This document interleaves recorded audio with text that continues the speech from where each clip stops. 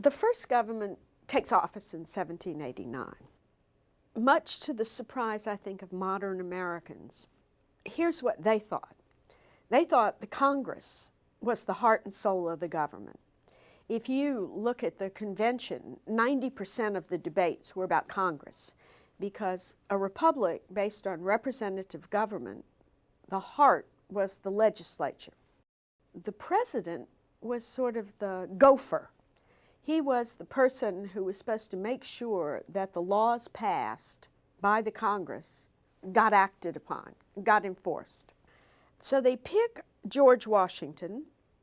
Everybody knew he was going to be the first president for a very simple reason. That is now a symbolic position. It's symbolic because real power is supposed to be in the Congress. And why is George Washington picked? Because in the entire country there are only two men everybody knows: Benjamin Franklin and George Washington. We think, because we know John Adams and we know Thomas Jefferson, we know James Madison, that everybody knew them.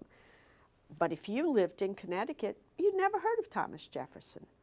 If you lived in Georgia, never heard of John Adams.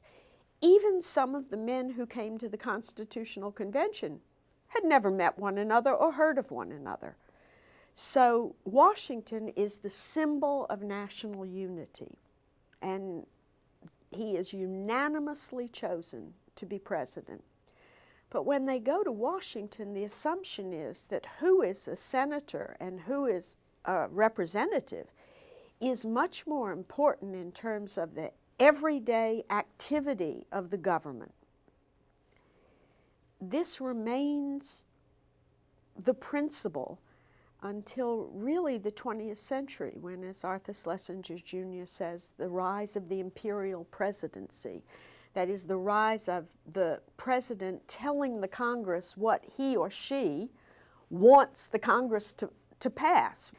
When Washington comes to power, the assumption is, this is what we're telling you to do, President Washington. And Washington's very aware of this, and he is told he can come to the Congress from time to time and make suggestions. And Washington says, I wouldn't dream of it. It's not my business to tell the legislature what to do.